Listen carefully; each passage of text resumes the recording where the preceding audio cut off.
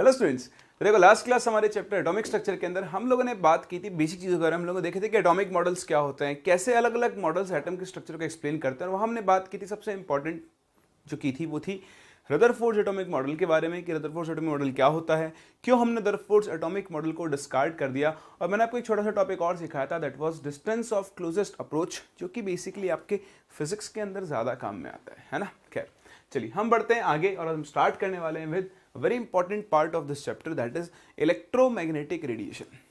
देखें ये आप सभी जानते हैं कि ईएमआरस क्या होते हैं, नहीं जानते हैं तो सुने। कुछ रेडिएशंस ऐसे होते हैं जिनको ट्रैवल करने के लिए मीडियम की जरूरत होती है, like sound waves. Sound energy जो है वो मीडियम के बिना ट्रैवल नहीं कर सकती। अगर आपके और मेरे बीच में वैक्यूम है, अभी तो नहीं है लेकिन अगर है, तो मेरी आवाज़ आप तक कभी नहीं पहुंच सकती। तो साउंड को ट्रैवल करने के लिए क्या होती है, मीडियम की ज़रूरत होती है। लेकिन कुछ रेडिएशंस ऐसे भी होते हैं जिनको ट्रैवल करने के लिए मीडियम की ज़रूरत नहीं होती है। तो ऐसे रेडिएशंस, एनर्जी के ऐसे रेडिएशन जिनको ट्रैवल करने के लिए मीडियम की ज़रूरत नहीं होती है, उन्हें हम इलेक्ट्रोमैग्नेटिक रेडिएशंस के नाम से जानते हैं। किसके नाम से जानते हैं? इलेक्ट्रोमैग्नेटिक रेडिएशंस के नाम से। तो आप सबसे पहले तो बात करें कि इलेक्ट्रोमैग्नेटिक रेडिएशंस की प्रॉपर्टी क्या होती है। देखें, हम अगर ईएमआर को डिस्कस करें, बेसिकली हम यहाँ पर लाइट पढ़ने वाले। लाइट, ये जो लाइट आपको आती हुई दिख रही है ना, लाइट का डुअल नेचर होता है, आपने सीखा ही है। ठीक, तो आपको पहले बेसिक क्राइटेरिया बता दूं। हम लाइट का नेचर दो साइंटिस्ट ने अलग अलग तरीके से डिफाइन किया था। एक तो कहा था मैक्सवेल ने। तो अभी हम जो पढ़ने वाले हैं वो मैक्सवेल्स ईएमआर थ्योरी है, और फिर हम बात करेंगे प्लैंक्स की थ्योरी की। तो दोनों का अगर मैं आपको ओवरव्यू दूं, तो मैक्सवेल ने तो लाइट के वेव नेचर को सपोर्ट किया था। उसने कहा था कि लाइट किसकी फॉर्म में ट्रेवल करती है, वेव की फॉर्म में ट्रेवल करती है। जबकि प्लैंक ने इसके पार्टिकल नेचर को सपोर्ट किया था। तो दोनों के ही हम कुछ एक्सट्रैक्ट्स निकालेंगे और फिर दोनों को कंबाइन करके हम ये सीखेंगे कि लाइट का नेचर कई जगह वेव होता है और कई जगह क्या होता है, उसका पार्टिकल नेचर होता है। समझ रहे आप इस बात को? चलिए तो हम स्टार्ट करते हैं विद, सबसे पहले तो ईएमआर क्या होता है। तो देखो, इलेक्ट्रोमैग्नेटिक रेडिएशन ये एक ऐसा रेडिएशन होता है जिसमें दो तरह के फील्ड होते हैं। एक इलेक्ट्रिक फील्ड होता है और साथ में क्या होता है, एक मैग्नेटिक फील्ड होता है। थोड़ा सा आप ध्यान से देखना है यहाँ पे। अगर मैं आपको ये समझाने की कोशिश करूँ ईएमआर, तो मैं छोटा सा डायग्राम बना रहा हूँ। डायग्राम थोड़ा सा आपको अजीब सा लगेगा क्योंकि इसमें मिक्सिंग हो जाती है। मैं कोशिश करूँगा कि मिक्सिंग ना हो, बट स्टिल थोड़ी बहुत तो होती ही है। तो देखो इसमें क्या होता है, ये इस डायरेक्शन में तो हमारी वेव मूव कर रही है, डायरेक्शन ऑफ प्रोपगेशन। ये उस रेडिएशन के मूव करने की डायरेक्शन है। मैक्सवेल ने कहा था, अकॉर्डिंग टू मैक्सवेल, ठीक, ईएमआर, जिसको बेसिकली हम लाइट वेव हमारी ईएमआर के अंदर आती है, ठीक, EMR travels in the form of waves. तो जो आपका ईएमआर है, इलेक्ट्रोमैग्नेटिक रेडिएशन, वो किसकी फॉर्म में ट्रेवल करता है? वेव्स की फॉर्म में ट्रेवल करता है। तो देखो ये इस वेव की डायरेक्शन ऑफ प्रोपगेशन है। इस ईएमआर में दो फील्ड होते हैं, एक होता है इलेक्ट्रिक फील्ड, तो अगर ये एक्स डायरेक्शन है तो ये आपकी वाई डायरेक्शन है, और ये जो डायरेक्शन है ये सपोज अपनी जेड डायरेक्शन है। ठीक, यहां पर आपका मैग्नेटिक फील्ड होगा इस जेड डायरेक्शन के लिए। तो होता क्या है, इलेक्ट्रिक फील्ड का जो कंपोनेंट होता है वैसे वेव की फॉर्म में ट्रेवल करेगा, समझ रहे हो, इससे नीचे जाएगा ऐसे,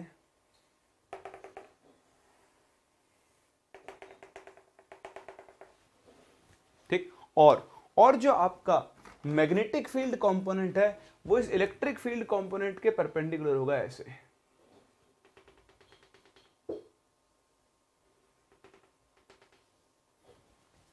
समझ रहे हो? तो देखो इलेक्ट्रिक फील्ड कंपोनेंट ये और मैग्नेटिक फील्ड कंपोनेंट दोनों एक दूसरे के क्या होते हैं, परपेंडिकुलर। और जो डायरेक्शन ऑफ प्रोपगेशन होती है वो इन दोनों के क्या होती है, परपेंडिकुलर। तो बेसिकली ईएमआर में दो तरह के फील्ड होते हैं, एक इलेक्ट्रिक फील्ड होता है, एक मैग्नेटिक फील्ड होता है, और वो कुछ इस तरह से होते हैं, इस तरह से। ये अगर इलेक्ट्रिक फील्ड है तो ये मैग्नेटिक फील्ड होगा, और ये आपकी डायरेक्शन ऑफ प्रोपगेशन होती है। तो बेसिकली यहाँ पर आपको याद बात कुछ नहीं रखना है, देखो समझो और भूल जाओ, ये ईएमआर होता है। इसमें आपको इतना ध्यान रखना है कि electric field, magnetic field and direction of propagation, direction of propagation. These are all are mutually perpendicular. तो ये तीनों ही एक दूसरे के क्या होते हैं, परपेंडिकुलर होते हैं। तो इस चीज का आपको छोटा सा ध्यान रखना है ईएमआर के अंदर। अब देखो, क्योंकि मैक्सवेल ने कहा कि ईएमआर किसकी फॉर्म में ट्रेवल करता है, वेव की फॉर्म में। मैक्सवेल ने ये भी कहा था कि जब ये वेव की फॉर्म में ट्रेवल करता है तो ये कंटिन्यूसली एनर्जी लेकर चलता है, ठीक। तो इसने कंटिन्यूस एनर्जी को मान के किया था। अब क्योंकि मैक्सवेल के हिसाब से ईएमआर वेव की फॉर्म में ट्रैवल कर रहा है, तो हमें वेव को समझना होगा, और वेव को समझने के लिए हमें वेव की कैरेक्टरिस्टिक्स की बात करनी होगी। तो आप नेक्स्ट हेडिंग डालें, कैरेक्टरिस्टिक्स ऑफ वेव्स, ठीक। तो किसी भी वेव की जो सबसे पहली और इंपॉर्टेंट कैरेक्टरिस्टिक होती है वो होती है उसकी वेवलेंथ। क्या बोलते हैं उसे, वेवलेंथ। तो वेवलेंथ किसके इक्वल होती है, लैम्डा के इक्वल होती है। लैम्डा इसका नोटेशन, इसको हम यूज करते हैं। देखिए, वेव, कोई भी वेव आप बचपन से सीखते आए हो, जब भी कोई एक वेव ट्रैवल करती है तो वो ट्रैवल करती है इन द फॉर्म ऑफ क्रेस्ट्स और ट्रॉफ्स, सही है। तो आप कोई भी दो कॉन्जिक्यूटिव क्रेस्ट या फिर कोई भी दो कॉन्जिक्यूटिव ट्रॉफ्स, इनके बीच की डिस्टेंस निकाल लो, उसी डिस्टेंस को हम लोग क्या बोलते हैं, वेवलेंथ बोलते हैं। मैं आपको बताऊं, आप एक क्रेस्ट पकड़ लो तो इसको हम एक वेव बोलेंगे, एक ट्रॉ पकड़ लो तो इसको हम एक वेव बोलते हैं। तो कोई भी दो कॉन्जिक्यूटिव क्रेस्ट या फिर कोई भी दो कॉन्जिक्यूटिव ट्रॉ के बीच की जो डिस्टेंस होती है उसी को हम वेव की क्या बोलते हैं, वेवलेंथ। तो पहली चीज बस क्या होगा कि distance between any two consecutive क्रेस्ट्स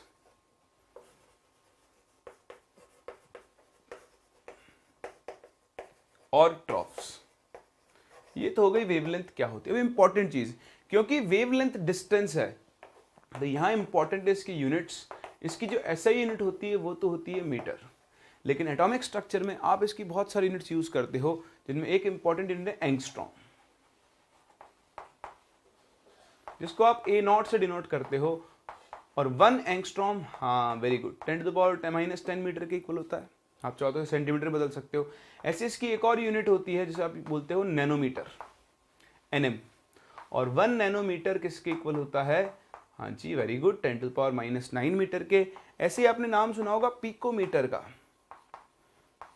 PM. और जो 1 पिकोमीटर होता है वो 10⁻⁻12 मीटर के इक्वल होता है। ऐसी एक और यूनिट होती है फेम्टोमीटर, फेम्टो, जिसे आप एफएम से डिनोट करते हो। और 1 एफएम जो होता है वो 10⁻15 मीटर के आसपास होता है, ठीक। आसपास का एग्जैक्टली यही होता है। तो बेसिकली आपको ये सारे कन्वर्जन आने चाहिए। एंगस्ट्रॉम क्या होता है, उसको मीटर में कैसे कन्वर्ट करते हैं, नैनोमीटर, पिकोमीटर और फेम्टोमीटर कर सकते हैं। चलिए, वेवलेंथ को डिफाइन करने के बाद आप देखो, एक वेव को आप उसकी वेवलेंथ से पहचान सकते हो। जैसे आप बचपन से पढ़ते हो विबग्योर, रेड, आप बोलते हो रेड की वेवलेंथ ज्यादा होती है और वॉयलेट की वेवलेंथ क्या होती है, कम होती है, बोलते हैं ना। तो वेवलेंथ एक वेव की बड़ी इंपॉर्टेंट कैरेक्टरिस्टिक है। और इसी के बाद इसकी सेकंड बड़ी इंपॉर्टेंट कैरेक्टरिस्टिक है, दैट इज फ्रीक्वेंसी। अगर आप किसी वेव की फ्रीक्वेंसी डिफाइन करना चाहते हो तो देखो, फ्रीक्वेंसी हम डिफाइन करते हैं विद रिस्पेक्ट टू टाइम। जैसे ये होल्डर है, ये ऐसे वाइब्रेट कर रहा है, तो इसकी फ्रीक्वेंसी क्या होगी, 1 सेकंड में कितनी बार वाइब्रेट कर रहा है। सेम ऐसे ही हम अगर वेव की फ्रीक्वेंसी डिफाइन करने चलें तो हम सिंपली क्या बोल सकते हैं, it can be defined as number of waves passing through a point per second. 1 second में एक पॉइंट से कितनी वेव्स पास हो रही हैं, उसी को हम लोग क्या बोल सकते हैं, उस वेव की फ्रीक्वेंसी बोल सकते हैं। तो आप ये ध्यान रखें, अगर हम ईएमआर की बात कर रहे हैं तो ये आप जानते हैं, नहीं जानते हैं तो ध्यान रखें, ईएमआर वैक्यूम में, कहां पर, वैक्यूम में लाइट की स्पीड से मूव करते हैं, इसलिए हम इनके लिए न्यू इक्वल टू क्या लिखकर चलते हैं, c/λ। हाँ, मैंने वैक्यूम में क्यों बोला मैं आपको भी आगे बताऊंगा, बट हाल फिलहाल आप ध्यान रखें, अगर आप इलेक्ट्रोमैग्नेटिक रेडिएशन यानी आप लाइट की बात कर रहे हो तो ऑब्वियसली लाइट तो लाइट की स्पीड से ही मूव करेगी, तो इसके लिए न्यू इक्वल टू c/λ होता है। लेकिन अगर आपके पास ईएमआर नहीं है, कोई अदर वेव्स हैं, तो उन अदर वेव्स के लिए न्यू का फॉर्मूला क्या बन जाएगा, velocity of wave upon lambda. ये कर सकते हैं। चलिए, यहां फ्रीक्वेंसी है, फ्रीक्वेंसी की अगर मैं यूनिट की बात करूं तो यूनिट होती है इसकी पर सेकंड जिसे आप हर्ट्ज के नाम से भी जानते हो, HZ।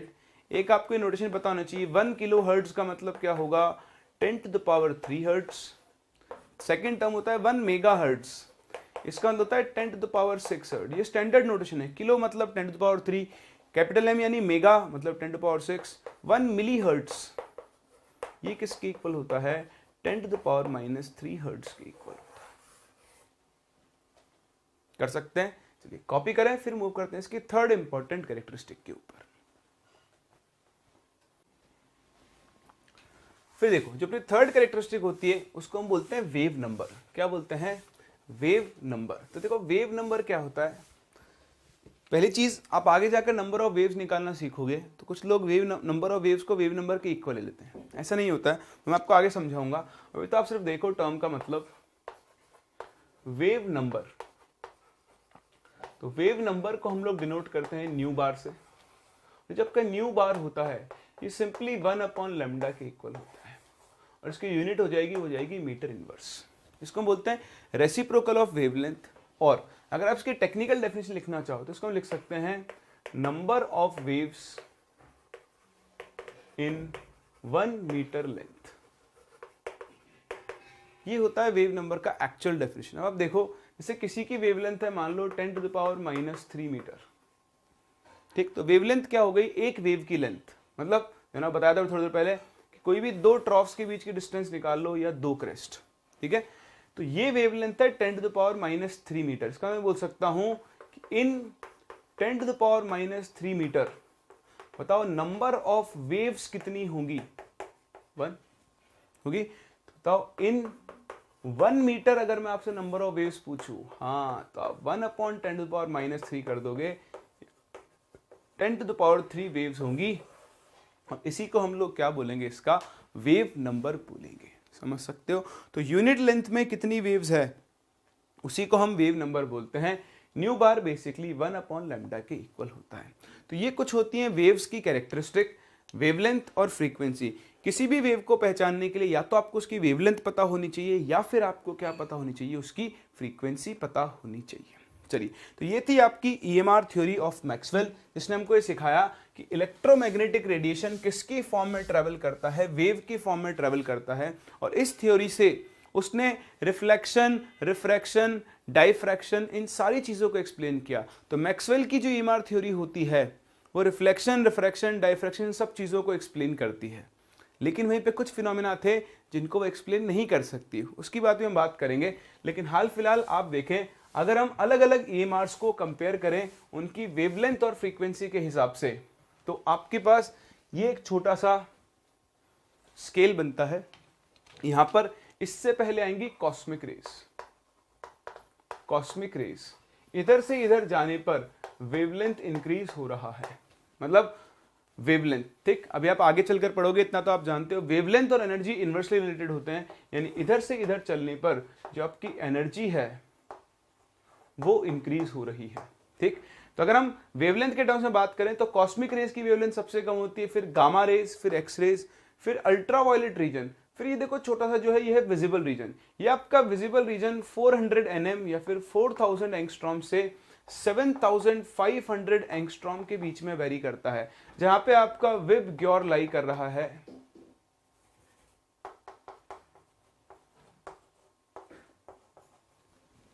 ठीक, तो 4000 एंगस्ट्रॉम से 7500 एंगस्ट्रॉम के बीच में आपका ये विजिबल रीजन है, जहां हम देख सकते हैं। हमें जितने भी चीजें दिखाई देती हैं वो सिर्फ और सिर्फ कौन से रीजन में होती है, विजिबल रीजन में। बाकी किसी भी रीजन में हम नहीं देख सकते हैं। विजिबल रीजन के बाद आपके पास बनता है इंफ्रारेड, फिर आता है माइक्रोवेव, और लास्ट में कौन सी आती है अपनी रेडियो वेव्स, जो आप FM के अंदर सुनते हैं। सही है। तो ये कुछ रेडिएशंस का आपका एनर्जी ऑर्डर है और वेवलेंथ का ऑर्डर है। इधर से इधर चलने पर वेवलेंथ बढ़ रही है और इधर से इधर जाने पर आपकी क्या हो रही है, एनर्जी इंक्रीज हो रही है। बोले इतना सा काम कर सकते हैं। चलिए, तो एक चीज ये आप ये स्केल बना लें, ताकि वैसे या तो हो ही जाएगा, है ना, उसमें ज्यादा कुछ है नहीं। Cosmic, gamma, X ray, ultraviolet, visible, infrared, microwave, और आपकी कौन सी होंगी, रेडियो वेव्स होगी। सही है। चलिए, बहुत ही बढ़िया। तो ये हमने सीख लिया कि ये मैक्सवेल की कौन सी थ्योरी होती है, वेव थ्योरी होती है। अब हम चलते हैं आगे और हम मिलते हैं एक भाई साहब जिनका नाम था प्लैंक। किससे मिलते हैं, प्लैंक से। तो प्लैंक ने कहा कि भाई साहब ये जो मैक्सवेल जी कह रहे हैं वो सही है कि लाइट क्या है, रिफ्लेक्शन हो रहा है, रिफ्रैक्शन हो रहा है, डाइफ्रैक्शन हो रहा है। वहां पर तो लाइट की वेव थ्योरी बिल्कुल सही है और वो सब कुछ एक्सप्लेन भी कर रही है। लेकिन वहीं अगर हम कुछ और फिनोमेनाज में आ जाएं, जैसे फोटो इलेक्ट्रिक इफेक्ट, कौन सा, फोटो इलेक्ट्रिक इफेक्ट, हम बात कर लें ब्लैक बॉडी रेडिएशन, इन चीजों को मैक्सवेल की वेव थ्योरी एक्सप्लेन नहीं कर पाई थी। क्या नहीं कर पाई थी? मैक्सवेल की वेव थ्योरी एक्सप्लेन नहीं कर पाई थी। तो इन चीजों को एक्सप्लेन करने के लिए प्लैंक ने एक नई थ्योरी दी जिसे हम प्लैंक्स क्वांटम थ्योरी के नाम से जानते हैं। जहां मैक्सवेल लाइट के वेव नेचर को सपोर्ट करता है, वहीं पर प्लैंक क्या करता है, लाइट के पार्टिकल नेचर को सपोर्ट करता है। तो आओ डिस्कस करते हैं क्या होती है प्लैंक्स थ्योरी और क्या प्लैंक ने कहा। देखें, हेडिंग डालें नेक्स्ट, प्लैंक्स क्वांटम थ्योरी। फिर हम इन दोनों को कंबाइन करेंगे और इनके कॉम्बिनेशन जो रिजल्ट बनेंगे उनको हम लोग यहां पर यूज करेंगे। तो प्लैंक्स क्वांटम थ्योरी क्या कहती है? बहुत सिंपल, प्लैंक्स क्वांटम थ्योरी ये कहती है कि जब भी लाइट ट्रेवल करती है, एनर्जी ट्रेवल करती है, energy is transmitted in form of small packets. छोटे छोटे पैकेट्स की फॉर्म एनर्जी क्या होती है, ट्रैवल करती है। ऑल्दो आपको ऐसा लगता नहीं, जैसे अभी मेरे ऊपर जो लाइट लगी हुई मुझ पर गिर रही है, तो क्या मेरे ऊपर लाइट के पैकेट आके गिर रहे हैं? एक्चुअली तो हाँ, लेकिन अगर ऑब्जर्व कर रहे हैं तो मुझे तो लाइट कंटिन्यूसली आती हुई दिखाई दे रही है। लेकिन एक्चुअली लाइट क्या होती है, छोटे छोटे पैकेट्स की फॉर्म में ही आती है। क्यों? क्योंकि यहां से जो लाइट आ रही है वो आने वाले पैकेट्स का नंबर क्या है, बहुत ज्यादा है। इसलिए मुझे ऐसा लग रहा है कि लाइट क्या हो रही है, धीरे धीरे, लाइट क्या हो रही है, कंटिन्यूसली मुझे मिलती जा रही है। मैं आपको एक एग्जांपल देता हूं, बहुत ध्यान से आप देखना। मेरे पास एक रिवॉल्वर है, हंसना मत ड्राइंग पे, ये रिवॉल्वर है, ठीक। इस रिवॉल्वर में 6 बुलेट्स हैं। तो आप क्या करोगे, यहां पर एक बुलेट प्रूफ ग्लास मैंने लगा दिया है और यहां पर मैं खड़ा हुआ हूं, ठीक। आपने क्या किया, मैं यहां ऑब्जर्व कर रहा हूं, आपने यहां से एक बुलेट फायर की। तो आपने यहां से एक बुलेट फायर की, तो बताओ ये बुलेट आएगी और जाकर इस वॉल से टकराएगी। ग्लास अच्छी क्वालिटी का है तो मतलब ये मुझे हिट नहीं करेगी ना, बुलेट प्रूफ ग्लास है। तो हुआ क्या, मैं अगर ऑब्जर्व करूं, वहां से एक बुलेट आई, इस बुलेट को मैं एनर्जी का एक पैकेट बोल सकता हूं। तो ये बुलेट कुछ सर्टेन अमाउंट ऑफ एनर्जी लेकर चल रही है और जब ये इस वॉल से टकराएगी अपनी सारी एनर्जी इस वॉल को ट्रांसफर कर देगी। सेम ऐसे ही हम दूसरी बुलेट को फायर करेंगे, फिर एक और पैकेट आएगा, तीसरा एक और पैकेट, चौथा एक और पैकेट, इस तरह से टोटल 6 पैकेट ऑफ एनर्जी मेरे पास आ जाएंगे। बताओ एनर्जी मुझे कंटिन्यूसली मिल रही है या डिसकंटिन्यूसली मिल रही है? डिसकंटिन्यूसली मिल रही है ना। चलिए अब इसको हम क्या करते हैं, रिप्लेस कर देते हैं एक ऑटोमेटेड राइफल से। ये एक बहुत ही आधुनिक मतलब मॉडर्न राइफल है और ये 1 सेकंड में 200 राउंड फायर करती है, 200 राउंड्स पर सेकंड। मतलब एक बार ट्रिगर दबाओ और भूल जाओ सामने कौन है। एक ट्रिगर दबाया, यहां से एक साथ आपकी लगातार धड़ाधड़ धड़ाधड़ धड़ाधड़ कितनी बुलेट्स आएंगी, 200 बुलेट्स आएंगी। मैं यहां खड़ा हूं, मेरे पास लगातार आगे कितनी बुलेट्स गिर रही होंगी, 200 बुलेट्स। बताओ इस टाइम पर मुझे लगेगा कैसा कि एनर्जी क्या आ रही है, कंटिन्यूसली। कितनी आ रही, कंटिन्यूसली। लेकिन एक्चुअली तो एनर्जी अब भी कैसे आ रही है, डिसकंटिन्यूसली। वही बुलेट, वही पैकेट उस एनर्जी को क्या हो रहा है, लेकर चला है। आप सोचो 200 में ही मुझे कंटिन्यूस दिख गया, तो जो मेरे सिर के ऊपर लाइट गिर रही है इसमें तो 10 टू द पावर 23 इतने सारे पैकेट्स 1 सेकंड में आके गिर रहे हैं। तो आपको फील ही नहीं हो सकता है कि ये एनर्जी आपको डिसकंटिन्यूसली मिल रही है। लेकिन एक्चुअल फंडा तो यही है कि आपको एनर्जी कैसे मिल रही होगी, कंटिन्यूसली, डिसकंटिन्यूसली ही मिल रही होगी।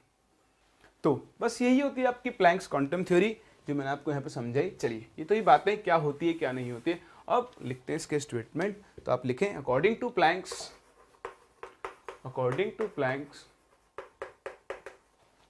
Energy is transmitted in form of small packets और यूनिट्स। लाइक जैसे वो एक बुलेट थी तो वो एक स्मॉल पैकेट था और इन पैकेट्स को हम लोग क्या बोलते हैं, कॉल्ड क्वांटा। किसके नाम से जानते हैं, क्वांटा के नाम से जानते हैं, ठीक है। तो प्लैंक्स क्वांटम थ्योरी ये कहते हैं कि एनर्जी हमेशा किसकी फॉर्म में ट्रेवल होती है, छोटे छोटे पैकेट्स की फॉर्म में ट्रेवल होती है और इन छोटे छोटे पैकेट्स को हम किसके नाम से जानते हैं, क्वांटा के नाम से जानते हैं। एक चीज, अगर आप लाइट एनर्जी की बात कर रहे हो, in case of light energy these packets या क्वांटा आर कॉल्ड फोटॉन्स। ठीक, तो लाइट की प्रेजेंस में, सॉरी लाइट एनर्जी के केस में हम इन छोटे छोटे पैकेट्स को क्या बोलते हैं, क्वांटा। मतलब लाइट का जो एक पैकेट आ रहा है एनर्जी का, वो एक फोटोन कहलाता है। चलिए, अब फोटोन की बात आ गई है, तो आप फोटोन के बारे में कुछ इंपॉर्टेंट चीजें देख लें जो आपको पता होनी चाहिए, बस पता होनी चाहिए, इनके पीछे मत पढ़ना। मैं आपको बताऊं, जब मैं पढ़ता था, खुद पढ़ता था, तब क्या होता था ना, हमारे टीचर हमें बोलते थे कुछ फोटोन्स के बारे में कि बताओ फोटोन्स का रेस्ट मास होता है नहीं होता है, तुम ढूंढ के लाना, फोटोन्स दिखता कैसा होगा। तो हम क्या करते थे, उसी के चक्कर में घूमते थे। और फोटोन, हमारे दिमाग में कंफ्यूजन क्रिएट हो गया था कि ये फोटोन होता क्या है, दिखता कैसा है। अब उसके चक्कर में मतलब मैंने सब कुछ वो छोड़ ही दिया जो मेरे काम की चीज़ थी, कि एक्चुअली मुझे फोटोन से करवाना क्या है। जैसे कई साइंटिस्ट प्रवृत्ति के आपको टीचर भी मिल जाएंगे जो आपको फोटोन की कहानी सुनाते रहेंगे, भाड़ में जाने दो। आपको सिर्फ ये पता होना चाहिए कि फोटोन का मतलब क्या है। तो फोटोन का मतलब क्या है, एनर्जी का आने वाला एक छोटा सा पैकेट। वो कैसा दिखता है, वो शाहरुख खान की दिखता है या सलमान खान की तरह दिखता है, मुझे उससे कोई मतलब नहीं है। इस रिसर्च के पीछे प्लीज ना भागें, आपका टाइम वेस्ट होगा। फोकस करें काम की चीजों पर। ठीक, तो मैं कैरेक्टरिस्टिक बता रहा हूं, देखें, समझें और जाने दें। मेन चीज फोटोन एनर्जी लेकर आता है, कितनी लेकर आता है ये हमको यहाँ पर कैलकुलेट करनी होती है। तो इस चीज का आप जरूर ध्यान रखें। कैरेक्टरिस्टिक की अगर मैं बात करूं तो एक फोटोन, फोटोन क्योंकि लाइट का पैकेट है तो it travels with speed of light. तो photon travels with speed of light in vacuum. तो वैक्यूम में ये किसकी स्पीड से ट्रेवल करता है, लाइट की स्पीड से ट्रेवल करता है। Second, the frequency, the speed and wavelength of photon, this changes in a medium, but its frequency and energy remains same। हाँ जी, आपने अभी सीखा न्यू इक्वल टू होता है c/λ। तो जब आपका फोटोन वैक्यूम में है तब तो वो लाइट की स्पीड से मूव करेगा, लेकिन जैसे ही वो किसी मीडियम में एंटर करेगा तो उसकी स्पीड बदलेगी, उसकी वेवलेंथ भी बदलेगी, लेकिन दोनों का चेंज एक दूसरे को बैलेंस करता है। इसकी फ्रीक्वेंसी और इसकी एनर्जी हमेशा क्या बनी रहती है, सेम बनी रहती है। ठीक, तीसरी चीज क्या है फोटोन के बारे में, कि the rest mass of a photon is 0। Rest mass का मतलब देखो, वैसे तो फोटोन कभी रेस्ट पर आता ही नहीं है, वो हमेशा चलता रहता है। लेकिन अगर एक फोटोन रेस्ट पर आ गया तो उसका मास हम कितना लेकर चलेंगे, 0। ये कैसे हो सकता है, हाँ ये होता है, ये आइंस्टाइन्स थ्योरी ऑफ रिलेटिविटी होती है, जो कि उनको बताती है कि किसी भी सब मूविंग पार्टिकल का जो मास होता है वो 1 - v²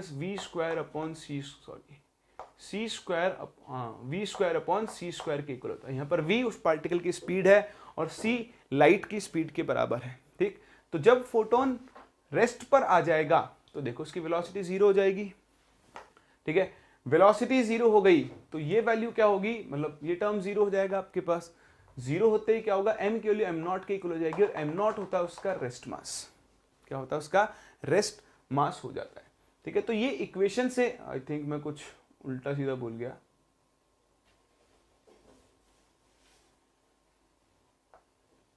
c² - v², हाँ ठीक है। तो v² अगर आपका टर्म 0 हुआ तो देखो ये लाइट की स्पीड से मूव कर रहा होगा उस टाइम पर। अगर v² को 0 पुट कर दूं मैं तो ये रेस्ट पर आ जाएगा, तो m की वैल्यू किसकी इक्वल हो जाएगी, m0 के। ठीक है, तो उस टाइम पर हम इसे बोलते हैं इसका रेस्ट मास, और फोटोन के रेस्ट मास को हम कितना लेकर चलते हैं, 0 लेकर चलते हैं। वहीं अगर ये लाइट की स्पीड से मूव कर रहा है तो c से c कैंसिल हो गया, मतलब ये 1 - 1 0 इनफाइनाइट, तब उसका मास क्या होगा, इन्फिनिटी की तरफ जा रहा होगा। ऑल्दो वो पॉसिबल नहीं है क्योंकि दुनिया में कोई भी पार्टिकल लाइट की स्पीड से मूव नहीं कर सकता है, लेकिन समझने की बात यह है कि इसका जो मास है, जब इसकी स्पीड 0 है तो इसका मास 0 है, जब इसकी स्पीड बढ़ती जा रही है तो इसका मास भी क्या होता जा रहा है, बढ़ता जा रहा है। इसका मतलब इस फोटोन का जो मास है, तो mass of photon depends on its speed, या आप चाहो तो काइनेटिक एनर्जी भी बोल सकते हो। ठीक है, तो इस पर आपको ज़्यादा रिसर्च करने की जरूरत नहीं है, ये छोटे छोटे पॉइंट्स हैं जो आपकी जनरल नॉलेज के लिए हैं, ये आपको पता होने चाहिए, बाकी आपको इनके लिए और कोई टेंशन नहीं लेनी है।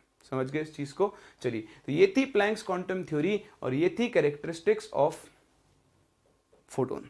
अब हम बात करें, प्लैंक ने एक बड़ी काम की चीज हमको बताई। उसने बोला, उसने डिस्कस किया एनर्जी ऑफ फोटोन को, कि जो हम पैकेट बोल रहे हैं इस पैकेट की एनर्जी कैसे निकाली जाए। तो उसने कहा कि देखो, ये आपके पास कोई एक सोर्स है, ये एक लाइट बल्ब हो सकता है, ये कुछ भी हो सकता है। इस सोर्स से क्या हो रहा है, रेडिएशन आ रहा है, ईएमआर। तो मैक्सवेल ने बताया कि सोर्स से जो रेडिएशन आ रहा है उसकी कुछ ना कुछ वेवलेंथ होगी, कुछ ना कुछ फ्रीक्वेंसी होगी। तो फोटोन ने यहां पर एक चीज कही, सॉरी फोटोन ने नहीं, प्लैंक ने यहां पर एक चीज कही कि जब फोटोन ट्रैवल करता है, फोटोन जब ट्रैवल करता है तो वो किस नेचर को फॉलो करता है, वेव नेचर को। और जब फोटोन किसी सरफेस पर स्ट्राइक करता है तो फिर क्या होता है, उसका नेचर पार्टिकल हो जाता है और वो उस सरफेस को क्या करता है, टकराकर एनर्जी अपनी ट्रांसफर कर देता है। तो प्लैंक ने क्या किया, किसी सोर्स से आने वाले इस रेडिएशन की वेवलेंथ को या फ्रीक्वेंसी को इस फोटोन की एनर्जी से रिलेट किया। उसने बोला कि जो एनर्जी होती है किसी भी फोटोन की, it is directly proportional to the frequency of radiation coming from a source. इस सोर्स से जिस फ्रीक्वेंसी से रेडिएशन आ रहा होगा उसी के डायरेक्टली प्रोपोर्शनल इसकी एनर्जी होगी। बताओ, अगर हम प्रोपोर्शनलिटी साइन हटाएंगे तो यहां पर क्या आएगा, एक कांस्टेंट से हम बोलते हैं h, E is equals to h nu. ये हो गई आपके पास एनर्जी ऑफ अ फोटोन का रिलेशन। तो इस फोटोन की जो एनर्जी है वो किस पर डिपेंड कर रही है कि कहां से आपका फोटोन आ रहा है। जैसे मेरे ऊपर जो लाइट लगी है, ट्यूबलाइट लगी हुई है, उस ट्यूबलाइट से जो फोटोन आ रहा है उसकी एनर्जी किस पर डिपेंड करेगी, उस सोर्स के रेडिएशन की फ्रीक्वेंसी पर या फिर उसकी वेवलेंथ पर। आप जानते हैं न्यू इज इक्वल्स टू होता है सी अपॉन लेमडा, तो हम ई इज इक्वल्स टू क्या लगा सकते हैं, एच सी अपॉन लेमडा। सही बात है। ये तो ही एक फोटोन के बारे में। अगर आपके पास एक से ज्यादा फोटोन्स हैं तो if there are n photons, तो बताओ E इज इक्वल्स टू क्या बन जाएगा, n into h c upon lambda. लिख सकते हैं, तो E equal to h c upon lambda एक फोटोन के लिए। अगर उस सोर्स से एक से ज्यादा फोटोन्स आ रहे हैं तो टोटल एनर्जी कितनी हो जाएगी, n into h c upon lambda. सही है, कोई दिक्कत है? चलिए, तो एक चीज तो ये हो गई कि प्लैंक ने क्या कहा और प्लैंक ने कैसे एक फोटोन की एनर्जी को हमें कैलकुलेट करवाया। एक काम करो, चलो पहले एक और छोटी चीज डिस्कस कर लेते हैं, फिर आप सब कुछ एक साथ ही कॉपी कर लेना। आई होप आपने ये तो लिख लिया होगा, है ना? तो ये लिख लिया, तो इतनी सी जगह खाली कर रहा हूं। अब क्या होगा, हम न्यूमेरिकल्स पे जस्ट आने ही वाले हैं। तो न्यूमेरिकल्स करने से पहले आपको एक यूनिट्स सीखनी है। देखो, हम एनर्जी की बात कर रहे हैं, तो यूनिट्स ऑफ एनर्जी जो होती है, तो स्टैंडर्ड जो ऐसा यूनिट है वो तो है जूल, और हम यहाँ पे एक यूनिट और यूज करते हैं, इलेक्ट्रॉन वोल्ट, 1 eV। ठीक, तो ई मैं आपको बता चुका हूं, ई हम यहां पर चार्ज ऑफ इलेक्ट्रॉन को बोलते हैं। तो 1 इलेक्ट्रॉन वोल्ट को अगर जूल में बदलना है तो कुछ भी मत करो, बस चार्ज ऑफ इलेक्ट्रॉन की वैल्यू रख दो यहां पर। तो 1 इलेक्ट्रॉन वोल्ट कितना होता है, 1.6 इंटू 10⁻⁻19 जूल होता है। अच्छा, ये जो आपका प्लैंक्स कांस्टेंट होता है h, इसकी वैल्यू तो आपको पता ही है, 6.634 भी लिखते हैं, 62 भी लिखते हैं, इंटू 10⁻34 जूल्स इंटू सेकेंड होती है। c आपकी स्पीड ऑफ लाइट है जिसकी वैल्यू 3 इंटू 10⁸ मीटर पर सेकेंड होती है। तो आप ध्यान दें, एनर्जी कैलकुलेट करने के लिए आपको हर बार h और c की वैल्यू को यहां पर रखना होगा। सही बात है ना? तो हम बार बार रखें, इससे अच्छा इस वैल्यू को हम कैलकुलेट करके रख लें। तो हमने क्या किया है, एच सी की दो वैल्यूज हमें यहां पर याद रखनी होंगी, which are very very important. H c की एक वैल्यू तो होती है 1240 इलेक्ट्रॉन वोल्ट इंटू एनएम, और एक वैल्यू होती है 12400 इलेक्ट्रॉन वोल्ट इंटू एंगस्ट्रॉम। समझ में आ रहा है आपको? Hc की एक वैल्यू तो होती है 1240 इलेक्ट्रॉन वोल्ट इंटू एनएम, और एक वैल्यू होती है 12400 इलेक्ट्रॉन वोल्ट इंटू एंगस्ट्रॉम। ये थोड़ी सी अप्रोक्सीमेट वैल्यूज हैं, तो इनसे आंसर्स भी क्या आएंगे, अप्रोक्सीमेट। लेकिन ध्यान दें, अगर आपके सोर्स की वेवलेंथ एंगस्ट्रॉम में है तो आप ये फॉर्म यूज करके डायरेक्ट उसकी एनर्जी इलेक्ट्रॉन वोल्ट में निकाल लोगे, और फिर इलेक्ट्रॉन वोल्ट को आप किस में कन्वर्ट कर सकते हो, जूल में। सिमिलरली अगर वेवलेंथ नैनोमीटर में है तो आप आसानी से नैनोमीटर यहां रख के Hc की वैल्यू निकाल लोगे, तो एनर्जी आ जाएगी इलेक्ट्रॉन वोल्ट में, फिर से आप उसको जूल पे कन्वर्ट कर सकते हो। तो these are very very very important, इनको आप जरूर ध्यान रखें वैसे तो कैलकुलेशन करते करते अपने को याद हो ही जाएंगे, बट फिर भी आप इनको ध्यान रखें। सही है, ये पार्ट आपने कॉपी कर लिया, तो ये आप जब तक ये पार्ट कॉपी करो मैं यहाँ सफाई कर देता हूँ।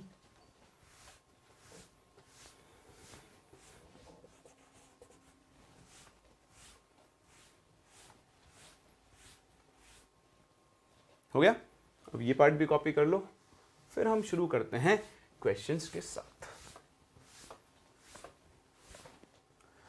तो स्टार्ट करते हैं, देखो अपने पहले क्वेश्चन के साथ।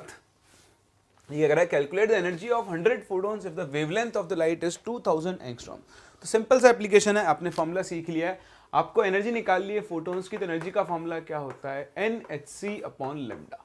ठीक, तो देखो फोटॉन्स तो हो गए 100 इंटू HC की वैल्यू आप ले लो 12400 electron volt into angstrom upon lambda. Lambda कितना है 2000 एंगस्ट्रॉम। तो देखो 100 से 100 गया, 0 से 0 गया, 1240 अपॉन 2 ये बन जाएगा 620 इलेक्ट्रॉन वोल्ट। ये तो आया इलेक्ट्रॉन वोल्ट में। ठीक है, अब अगर कुछ नहीं बोला है तो आपको एनर्जी जूल में रिप्रेजेंट करनी चाहिए, तो 620 इंटू बताओ इलेक्ट्रॉन वोल्ट को जूल में बदलने के लिए क्या कर देंगे 1.6 इंटू 10⁻⁻19 कूलम्स। इसको आप सॉल्व कर लो, आपको अपना करेक्ट आंसर मिल जाएगा। देखिए 621.1 दिया है क्योंकि अप्रोक्सीमेट वैल्यू है, अगर हमें एग्जैक्ट वैल्यू चाहिए तो फिर हम उसे इस तरह से सॉल्व कर सकते हैं। ठीक है, तो ये अप्रोक्सीमेट आंसर है, सही है, कोई दिक्कत नहीं है। हमारा आंसर है 620 इलेक्ट्रॉन वोल्ट, आप इसी से इसको यूज करेंगे। चले आगे, चलिए मूव करते हैं अगले क्वेश्चन पे। ये देखें, light source of wavelength 2000 angstrom emits 0.5 joule energy, the number of photons emitted from the source are. देखो ये एक इंपॉर्टेंट टाइप है, इसमें क्या होता है आपको नंबर ऑफ फोटॉन्स निकालने होते हैं, और यहाँ पर आप एक गलती कर बैठते हो। देखो क्या गलती है जो आप यहाँ पे कर बैठते हो, एक लाइट सोर्स है जिसकी वेवलेंथ आपको दी हुई है 2000 एंगस्ट्रॉम। ठीक है, और इसकी जो एनर्जी एमिटेड है वो कितनी है 0.5 जूल। तो बताओ एनर्जी का फॉर्मूला क्या हो जाएगा N into HC upon lambda. सही है ना, तो ये एनर्जी तो है 0.5, is equals number of photons आपको निकालना है। बताओ HC के लिए हो जाएगी 12400 अपॉन 2000। तो भी जस्ट पहले क्वेश्चन किया था एग्जैक्ट वही है। ये वैल्यू आपको कितनी मिल जाएगी, देखो 62 यानी 6.2 इलेक्ट्रॉन वोल्ट है ना, 62/10 हो गया 6.2। द एन की वैल्यू कितनी आ गई 0.5 अपॉन 6.2। अगर आपने ये कर दिया तो आपका गेम हो जाएगा। क्यों हो जाएगा, क्योंकि आपने यूनिट्स पे ध्यान नहीं दिया है। जब भी आपको नंबर ऑफ फोटॉन्स निकालने हो, देखो दोनों साइड की यूनिट आपको क्या रखनी है सेम, इधर है जूल इधर इलेक्ट्रॉन वोल्ट। आपको कुछ भी कैलकुलेट करना हो दोनों साइड की यूनिट्स आपकी क्या होनी चाहिए, सेम होनी चाहिए, अदरवाइज आपका आंसर सही आ ही नहीं सकता है। तो हमने गलती कर दी है, आपको इस इलेक्ट्रॉन वोल्ट को किस में बदलना है, जूल में। तो 1.6 इंटू 10⁻⁻19 ये आ जाएगा ऊपर, और बाकी वैल्यू का आप कैलकुलेट कर लो, आपको नंबर ऑफ फोटॉन्स मिल जाएंगे। तो इस वाले पार्ट में आपको सिर्फ और सिर्फ यूनिट्स के ऊपर फोकस करना है, वहां आप गलती बिल्कुल भी ना करें। चलिए फिर देखें नेक्स्ट क्वेश्चन। ये भी एक बड़ा ही अच्छा टाइप ऑफ क्वेश्चन है जो कि आपको कई बार कंफ्यूज कर देता है। यहां पर आपको ना एक सोर्स दिया हुआ है, उस सोर्स से आने वाली वेवलेंथ दी हुई है, और देखो लिखा हुआ है 5 MW मतलब मिली वॉट। तो वॉट में हम किसको लिखते हैं, पावर में। तो इसको एक छोटा टॉपिक बना के हम पढ़ते हैं, फिर इस क्वेश्चन को हम सॉल्व करेंगे। ध्यान से देखना कि अगर हम किसी सोर्स के लिए पावर की बात करें, पावर, तो बताओ पावर P का फॉर्मूला क्या होता है, एनर्जी अपॉन टाइम होता है क्या। और आपने भी देखा कि अगर किसी सोर्स की पावर P है और उससे कोई वेवलेंथ आ रही है, तो उससे जो एनर्जी आ रही होगी उसका फॉर्मूला क्या बन जाएगा, N into HC upon lambda. तो मैं इसको N/T into HC by lambda लिख दूं। देखो ये क्या है, N क्या होता है, नंबर ऑफ फोटॉन्स। क्या होता है, नंबर ऑफ फोटॉन्स, और T क्या होता है, टाइम। सही है ना, तो इस चीज को हम लोग क्या बोल सकते हैं, N/T को, this is number of photons emitted per unit time बोल दो या पर सेकंड बोल दो, एक ही बात है। और जो भी चीज हम पर यूनिट टाइम लिखते हैं एक्चुअली में उसको क्या बोल देते हैं, रेट। तो ये हो जाएगी rate of emission of photons. तो कभी कभी आपसे ये पूछ लेगा कि भाई एक सोर्स है, बताओ इस सोर्स से rate of emission of photon क्या होगी। तो पावर आपको दी हुई है, देखो आप यहां से N/T की वैल्यू कैलकुलेट कर सकते हो ना। तो इसी के ऊपर बेस्ड है अपना एक क्वेश्चन छोटा सा, how many photons are emitted per second, मतलब से rate of emission of photon पूछा है। तो आप क्या लिखोगे पावर, तो पावर कितनी दी है 5 मिली वोल्ट, वॉट है 10 टू पावर माइनस, ध्यान देना वॉट पावर की ऐसा यूनिट होती है, ठीक है ना, मतलब आपको सबको, आप इधर जो एनर्जी लिखोगे उसको आपको जूल्स में लिखना होगा। N/T आपको कैलकुलेट करना है, Hc की वैल्यू हो गई 1240 इलेक्ट्रॉन वोल्ट Nm अपॉन 620, ये इलेक्ट्रॉन वोल्ट में आएगा, इसे आप बदल दो जूल में और यहां से आप अपना आंसर कैलकुलेट कर सकते हो। बोलो समझ में आ रहा है, कर सकते हैं। तो ये एक और टाइप है जो आपसे प्लैंक्स क्वांटम थ्योरी के ऊपर पूछा जा सकता है। आगे बढ़े, चलिए मूव करते हैं अगले टाइप ऑफ क्वेश्चन, जो आप सॉल्व कर लेना, आपको अपना आंसर इसके अप्रोक्सीमेटली मिल जाएगा। चलिए ये देखें, ये क्वेश्चन जो लैंग्वेज में थोड़ा बड़ा है, लेकिन जितना बड़ा है उतना ही आसान है, कुछ भी नहीं है, आपको ऐसे ही घुमाने की कोशिश की गई। सुनना, the eyes of a certain member of the reptile family pass a visual signal to the brain, ठीक है, when the visual receptors are struck by photons of wavelength 850, तो कह रहा है कि आपका जो भी रेप्टाइल है उसके विजुअल रिसेप्टर्स के ऊपर 850 nm की वेवलेंथ आकर गिरी, ठीक है, और इस सिग्नल को ट्रिप करने के लिए आपको टोटल एनर्जी कितनी चाहिए 3.15 into 10 to the power minus 14 joule, यानी इस वेवलेंथ से आपको इतनी एनर्जी जनरेट करनी है। तो बताओ what is the minimum number of photon that must strike, तो भाई जो आपको मिनिमम एनर्जी चाहिए उसको आप किसके इक्वल कर दो, n into h c upon lambda, तो 1240 electron volt into nm upon 850। अब ये इलेक्ट्रॉन वोल्ट है तो इसे बदल दो जूल में, 1.6 into 10 to the power minus 19, और आप यहां से n की वैल्यू कैलकुलेट कर सकते हैं, कैलकुलेट कर लेना, आपको अपना ये आंसर मिल जाएगा, ठीक है। देखो ये अप्रोक्सीमेट आंसर, अगर आपको एग्जैक्ट आंसर चाहिए तो h की वैल्यू रखना, c की वैल्यू रखना, और फिर आप अपना एग्जैक्ट आंसर निकाल सकते हैं, लेकिन अपना काम चल जाएगा, अप्रोक्सीमेट वैल्यूज आएंगी, बहुत बड़ा डिफरेंस आपको यहाँ पर नहीं मिलने वाला है। तो ये है यूज प्लैंक्स क्वांटम थ्योरी के अलग अलग लैंग्वेज बनाकर आपसे इस पे अलग अलग कैटेगरी के क्वेश्चंस पूछे जा सकते हैं। ऐसी एक और कैटेगरी बनती है that is called photo dissociation, क्या बोलते हैं उसे, फोटो डिसोसिएशन। तो ये प्रोसेस भी आप समझें, इसके ऊपर बेस्ड क्वेश्चंस भी आपको यहाँ पर मिल सकते हैं। तो इसे में हम एक छोटा सा टॉपिक और कवर कर लेते हैं, फोटो डिसोसिएशन। देखें क्या होता है फोटो डिसोसिएशन, बहुत ही आसान सी चीज है, नाम से पता लग रहा है, फोटो मतलब लाइट, ठीक, तो फोटो स्टैंड्स फॉर लाइट और डिसीजन स्टैंड्स फॉर ब्रेकिंग, ठीक। तो अगर आप किसी सब्सटेंस के बॉन्ड्स को लाइट एनर्जी यूज करके ब्रेक कर रहे हो तो उस प्रोसेस को हम क्या बोलते हैं, फोटो डिसोसिएशन बोलते हैं। तो breaking of chemical bonds, breaking of chemical bonds using light energy, उसी प्रोसेस को हम क्या बोलते हैं, फोटो डिसोसिएशन बोलते हैं। एक चीज थोड़ा यहां पे आपको यूनिट्स के ऊपर फोकस करना होगा, वहां पर आप मिस्टेक कर सकते हैं, तो बहुत ही ध्यान से देखें। जैसे मान लो मेरे पास ये एक बॉन्ड है ए बी के बीच में, ठीक, तो किसी भी बॉन्ड को ब्रेक करने के लिए जो एनर्जी रिक्वायर्ड होती है उसे हम बोलते हैं बॉन्ड एनर्जी। क्या बोलते हैं, बॉन्ड एनर्जी, हम इस चीज को बोलते हैं, सही है। अब आप देखो बॉन्ड एनर्जी हम कैसे डिफाइन करते हैं, तो बॉन्ड एनर्जी हमेशा डिफाइंड होती है 1 मोल के लिए, is always defined for 1 mole. कहने का मतलब इसको हम ऐसे डिफाइन करेंगे, bond energy will be the energy required, क्योंकि आपने भी पढ़ी नहीं होगी, energy required to break 1 mole of a particular type of bond.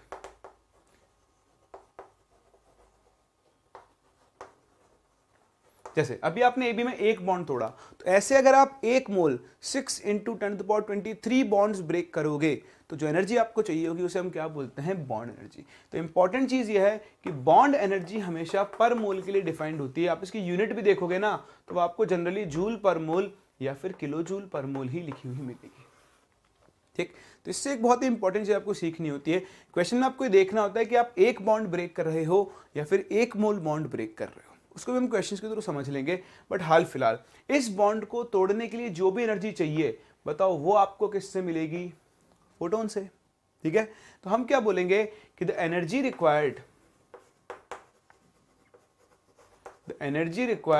To break the bond will be supplied from the energy of incident light, जिस light को आप इसके ऊपर गिरा रहे हो। ठीक, बेसिकली क्या है, बॉन्ड एनर्जी और लाइट की एनर्जी को आपको इक्वेट करना है। अब डिपेंड करता है आपको कितने बॉन्ड ब्रेक करने हैं। ध्यान देना, जैसे मैंने बोला कि बॉन्ड की बॉन्ड एनर्जी है x, तो यूनिट क्या होगी, x किलो जूल पर मोल। तो बहुत ही ध्यान से समझें, x किलो जूल पर मोल का मतलब क्या है, दैट इज एनर्जी रिक्वायर्ड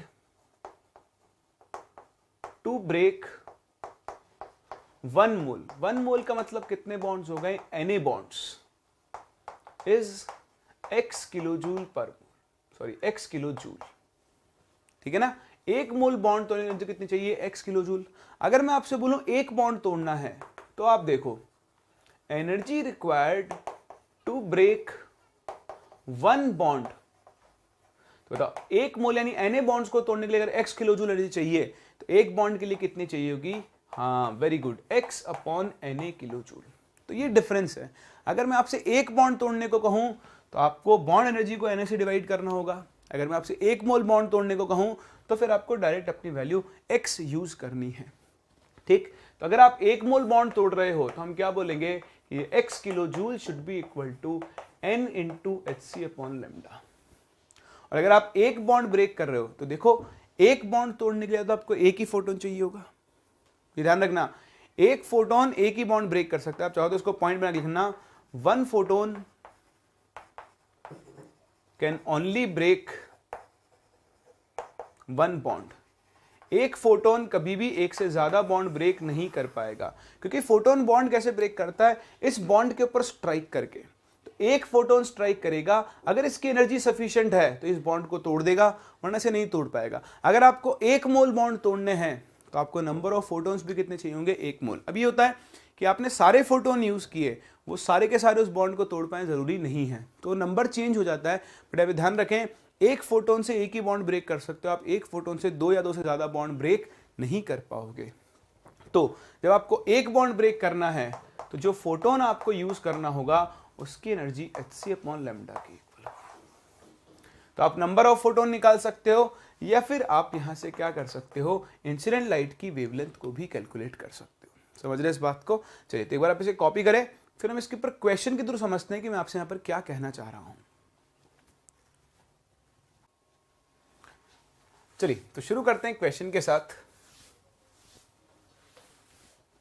देखें, calculate the wavelength of the photon of light required to break a Cl bond. देखो क्वेश्चन की लैंग्वेज से दिख जाएगा, बोल रहा है wavelength of photon required to break a Cl bond. एक Cl बॉन्ड ब्रेक करना है, और उसने एक ही फोटोन की वेवलेंथ भी आपसे पूछी है। तो देखो पहली चीज, आपको जो बॉन्ड एनर्जी दी हुई है 1 मोल के लिए, तो बताओ एनर्जी रिक्वायर्ड कितनी होगी, 1.204 किलो जूल अपॉन Na होगा। बस हो गया question solve. This should be equal to क्या होना चाहिए, hc अपॉन लैम्डा।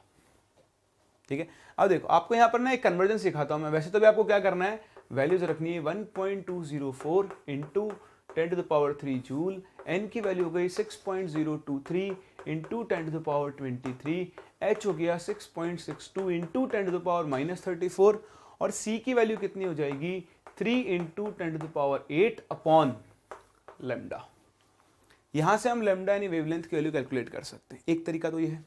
दूसरा तरीका क्या है, देखो एक कन्वर्जन मैं आपको सिखाता हूं, ये आप याद रखना।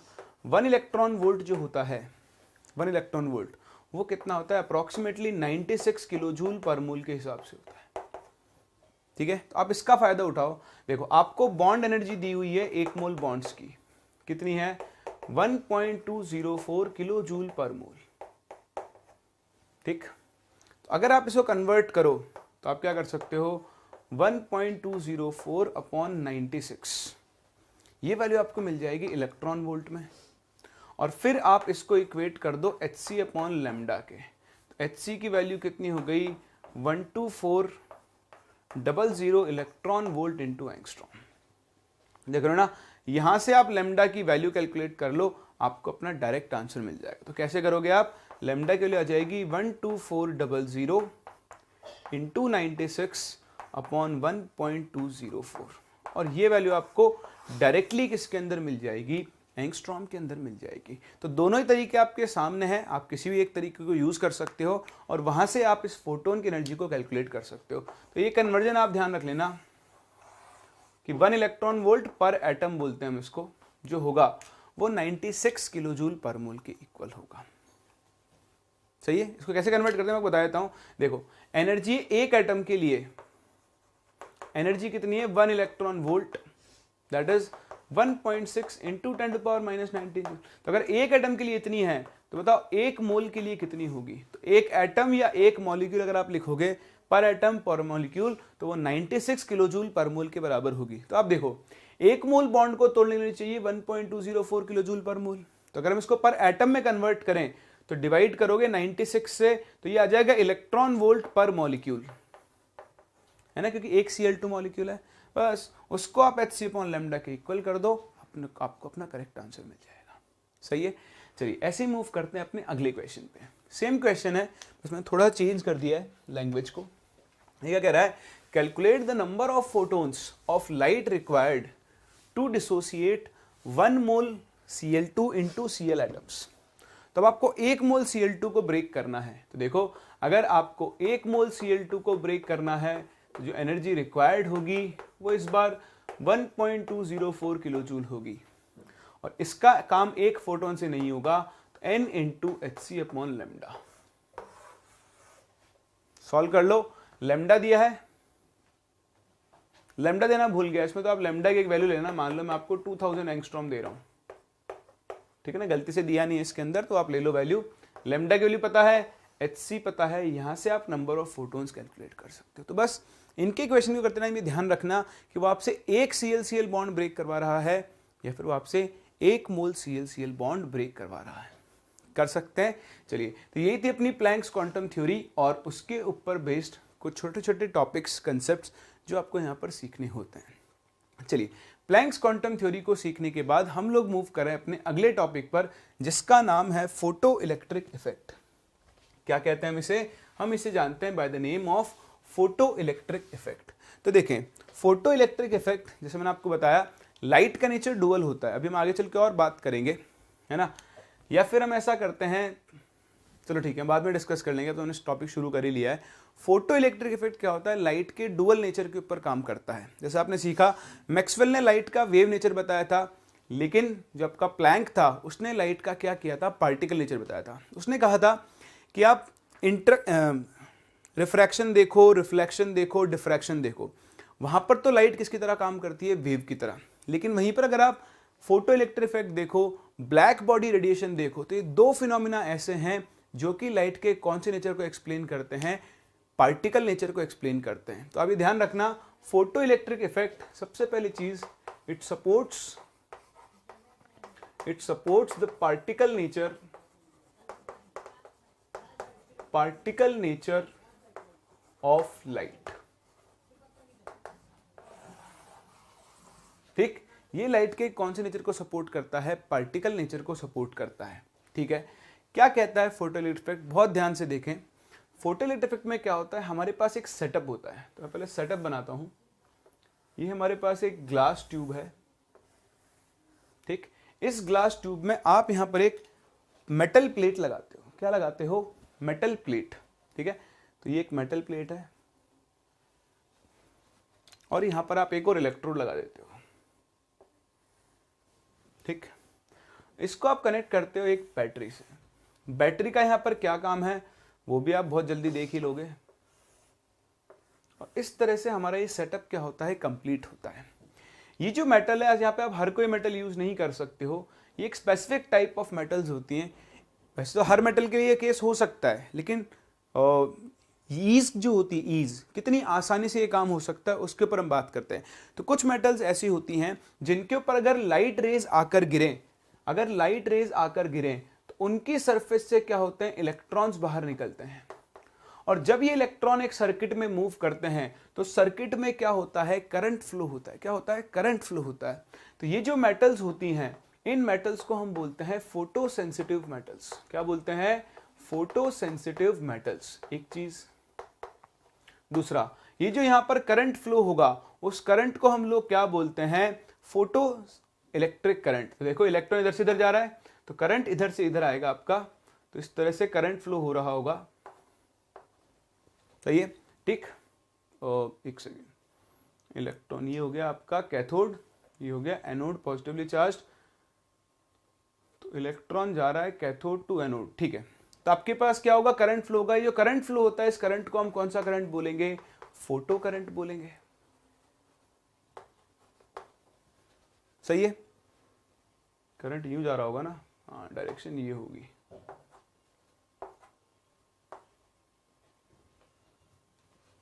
ठीक है, उल्टी हुई थी डायरेक्शन, तो इसको हम फोटो करंट बोलते हैं। और ये जो इफेक्ट आपने देखा, इसी इफेक्ट को हम क्या बोलते हैं, फोटो इलेक्ट्रिक इफेक्ट बोलते हैं। तो सबसे पहले तो आप यहां पर कुछ स्टेटमेंट्स लिखें। लेकिन when light is incident on certain metals, electrons are ejected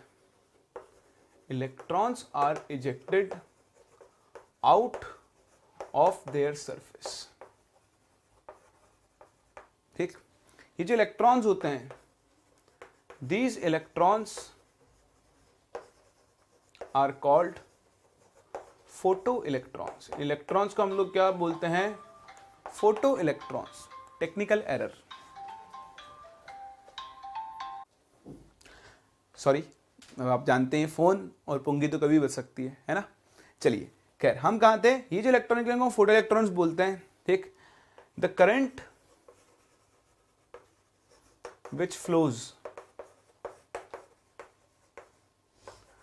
due to motion of electrons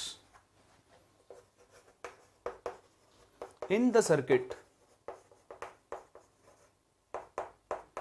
is called photoelectric current। कौन सा करंट बोलते हैं हम इसको, फोटो इलेक्ट्रिक करंट बोलते हैं। And this phenomenon is called photo electric effect. समझ रहे हैं। तो सारी चीज फोटो इलेक्ट्रिक इफेक्ट क्या होता है, जब लाइट सर्टन मेटल के ऊपर आकर गिरती है, उससे इलेक्ट्रॉन्स क्या होते हैं, बाहर निकलते हैं। और जब ये इलेक्ट्रॉन सर्किट में मूव करते हैं, अब ध्यान रखना, ये जो हमने बैटरी लगाई ना, इसीलिए लगाई है। हो सकता है एनर्जी इतनी हो कि इलेक्ट्रॉन को बाहर निकाल दे, तो ये बैटरी इंश्योर करती है कि जो इलेक्ट्रॉन बाहर निकला वो कैथोड से कहां तक मूव कर रहा है, एनोड तक मूव कर रहा है। तो ये इलेक्ट्रोड नेगेटिव टर्मिनल है कैथोड, और ये आपका पॉजिटिव टर्मिनल है एनोड।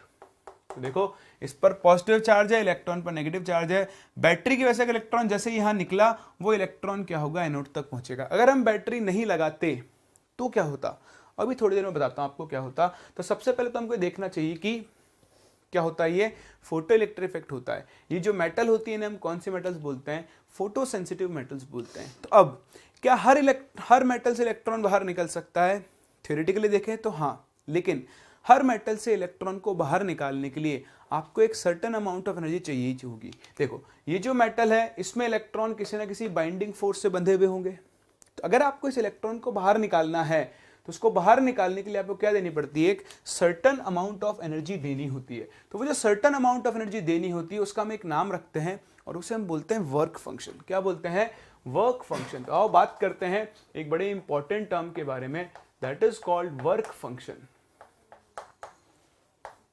फाई, या कुछ लोग इसे थ्रेशोल्ड एनर्जी भी बोल देते हैं। क्या बोल देते हैं, थ्रेशोल्ड एनर्जी।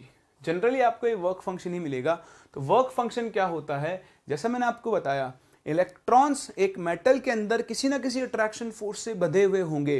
तो उस अट्रैक्शन फोर्स को ब्रेक करने के लिए आपको इलेक्ट्रॉन को एनर्जी सप्लाई करनी पड़ेगी। तो वो जो मिनिमम एनर्जी रिक्वायर्ड है, so the minimum energy required for what, to eject an electron out of the surface of metal is called its work function। तो सबसे पहली चीज, एक मेटल से इलेक्ट्रॉन को बाहर निकालने के लिए आपको जो मिनिमम एनर्जी सप्लाई करनी पड़ती है उसे हम लोग क्या बोलते हैं, उसका वर्क फंक्शन बोलते हैं। दूसरी चीज work function is the characteristic of a metal, is the characteristic of a metal. Characteristic का मतलब क्या है, हर मेटल के लिए वर्क फंक्शन की वैल्यू क्या होगी, अलग अलग होगी। कैरेक्टरिस्टिक होती है यूनिक प्रॉपर्टी, जैसे मेरी एक अपनी खुद की कोई ना प्रॉपर्टी है, आपकी अपनी कुछ ना कुछ खुद की एक अलग प्रॉपर्टी जो किसी और के पास नहीं है, समझ रहे हो ना। तो इसी को हम लोग क्या बोलते हैं, उसका कैरेक्टरिस्टिक बोलते हैं, जिससे आप उसको पहचान जाओ, एक ही बार में इसको आप पहचान जाओ, उसको हम बोलते हैं उसकी कैरेक्टरिस्टिक। जैसे मेरी एक कैरेक्टरिस्टिक वॉइस है जो कि ज़्यादा अच्छी नहीं है, आपकी कैरेक्टरिस्टिक वॉइस है जो बहुत अच्छी होगी, है ना, हो सकता है नहीं हो, कोई पता नहीं है, लेकिन कैरेक्टरिस्टिक है।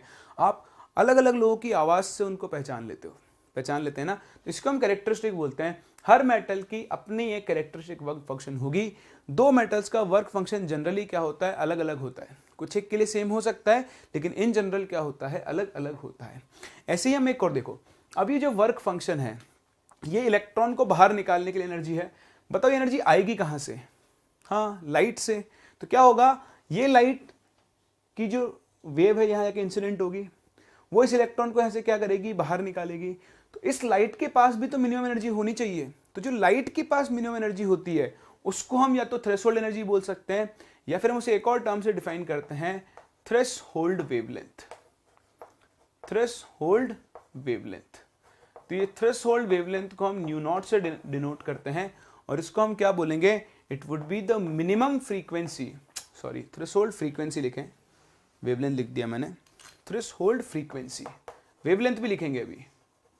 तो threshold frequency new not, the threshold frequency क्या होगी, the minimum frequency of incident light required to eject electron out of the surface of metal, ठीक है, मेरे साथ साथ लिख लें आप, is called its threshold frequency। समझ गए। तो इंसिडेंट लाइट की वो मिनिमम फ्रीक्वेंसी कि जिसके नीचे अगर फ्रीक्वेंसी उससे कम हुई तो इलेक्ट्रॉन बाहर निकलेगा ही नहीं। फ्रीक्वेंसी लाइट की उसके बराबर या फिर क्या होनी चाहिए, उससे ज़्यादा ही होनी चाहिए। तो वो मिनिमम वैल्यू जिससे ज़्यादा फ्रीक्वेंसी पर इलेक्ट्रॉन बाहर निकलेगा उसे हम थ्रेशोल्ड फ्रीक्वेंसी बोलते हैं। तो देखो ये थ्रेशोल्ड एनर्जी, ये थ्रेशोल्ड फ्रीक्वेंसी, सेम ऐसे ही मैं एक और टर्म डिफाइन कर सकता हूँ, that is called threshold wavelength. क्या बोल सकते हैं हम लोग, थ्रेशोल्ड वेवलेंथ। तो देखिए क्या होती है थ्रेशोल्ड वेवलेंथ, बहुत ही आसान है, डेफिनेशन पे फोकस करना। ये तो आप जानते हो फ्रीक्वेंसी और वेवलेंथ उल्टे रिलेटेड होते हैं, nu equal to c upon lambda. तो आपने फ्रीक्वेंसी की डेफिनेशन क्या लिखी, द मिनिमम फ्रीक्वेंसी लिखी ना। तो बताओ वेवलेंथ में क्या आएगा, हाँ वेरी गुड, तो वेवलेंथ में क्या आएगा, द मैक्सिमम वेवलेंथ। ये डेफिनेशन में थोड़ा ध्यान रखना, आप कभी कभी ऐसा लिखा मिल सकता है आपको। सो द इसमें मिनिमम वेवलेंथ लिख लिया तो गलत हो जाएगा, है ना। तो the maximum wavelength required to eject an electron out of the surface of metal। तो ये तीन टर्म्स हम डिफाइन करते हैं, थ्रेशोल्ड एनर्जी या फिर वर्क फंक्शन, मतलब rather work function, threshold frequency, threshold wavelength, जिसको हम लैम्डा नॉट से रिप्रेजेंट करते हैं। अब आप देखो ये वो एनर्जी है जो इलेक्ट्रॉन को बाहर निकालने के लिए चाहिए, ये वो फ्रीक्वेंसी है जो इलेक्ट्रॉन को बाहर निकालने के लिए चाहिए, और ये वो वेवलेंथ है जो इलेक्ट्रॉन को बाहर निकालने के लिए चाहिए।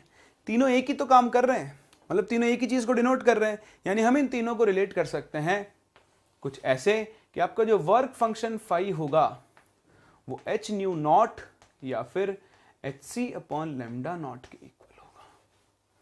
तो ये चीज का आप ध्यान रखें, फाई इज इक्वल टू होता है एच न्यू नॉट या फिर h c upon lambda naught. Metal के वर्क फंक्शन को आप इंसिडेंट लाइट की थ्रेशोल्ड फ्रीक्वेंसी और थ्रेशोल्ड वेवलेंथ से क्या कर सकते हो, रिलेट कर सकते हो। आई बात समझ में। तो ये था आपका introduction of photoelectric effect. Photoelectric effect क्या होता है, फोटो इलेक्ट्रिक इफेक्ट कौन शो कर सकता है और फोटो इलेक्ट्रिक इफेक्ट शो करने के लिए आपको किन किन टर्म्स की जरूरत होती है। तो आज हम यहीं तक कंप्लीट कर रहे हैं। नेक्स्ट क्लास हम यहां से आगे कंटिन्यू करेंगे। हम देखेंगे कि किस कंडीशन में फोटो इलेक्ट्रिक इफेक्ट होता है। दूसरा हम लोग ये बात करेंगे, हम एक इक्वेशन डिराइव करेंगे जिसे हम फोटो इलेक्ट्रिक इक्वेशन के नाम से जानते हैं। तो आप प्लैंक्स क्वांटम थ्योरी के ऊपर बेस्ड क्वेश्चंस की प्रैक्टिस करें। हम लोग मिलते हैं नेक्स्ट क्लास और यहां से आगे कंटिन्यू करते हैं।